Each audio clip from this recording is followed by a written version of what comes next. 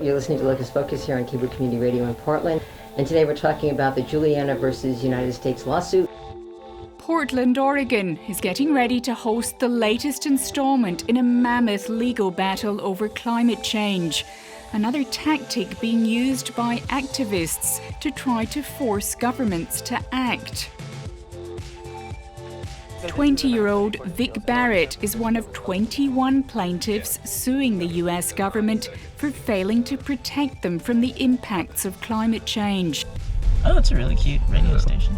He says global warming weighs heavily on his generation. All right. Next interview.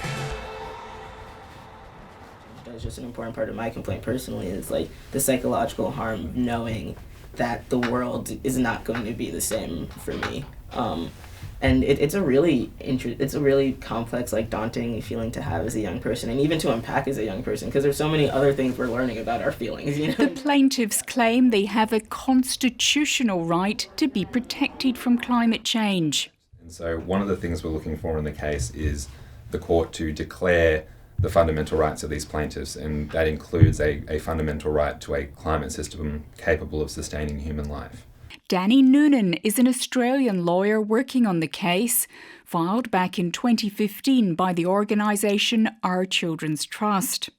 I think once the Trump administration came in, the US Justice Department became much more aggressive in their attempts to get this case dismissed and to try and undermine through the courts the legitimacy of this lawsuit. So we've been facing successive challenges, very aggressive litigation tactics since late 2016. So if everyone wants to just turn this way and just be directing their attention to this screen, we'll watch some amazing videos about the lawsuit and from members of Congress who have offered their support to these 21 brave young Americans. The Portland hearing is the latest attempt by the American government to try to stop the case going to trial.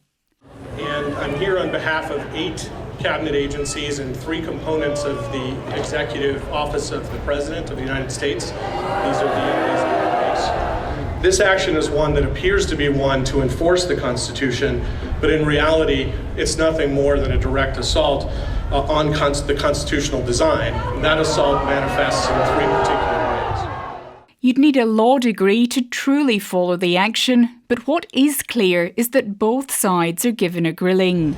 Can you cite me any case that says that the inaction by government creates a danger? No, I don't think the Fifth Amendment provides plaintiffs with a claim for pure inaction, but it does provide them a claim when the government has affirmatively acted to promote a fossil fuel energy system and to allow federal public lands to be extracted.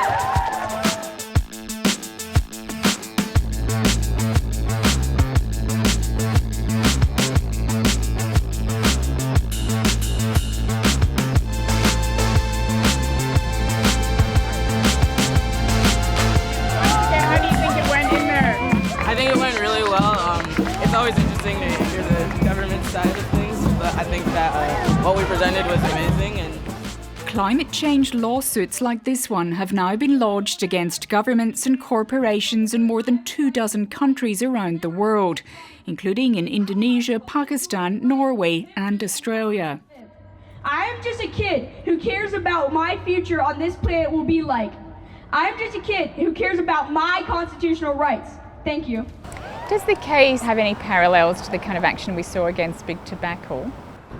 In a sense that the tobacco industry knew long before the general public, and both the US government and the fossil fuel industry similarly had knowledge going back to the 1960s, the 1950s, of the catastrophic risks that continued use of fossil fuels posed to the general public, and either failed to do anything about it or actively worked against doing anything about it. Let's give it up for Vic. The outcome of the Portland hearing is not yet known. Either way, more legal wrangling is likely to follow. But the explosion of youth climate strikes around the world has increased the Juliana plaintiffs' resolve to keep going. No one can ever tell us that we didn't do every single thing we can to ensure a future for us and our children. Thank you.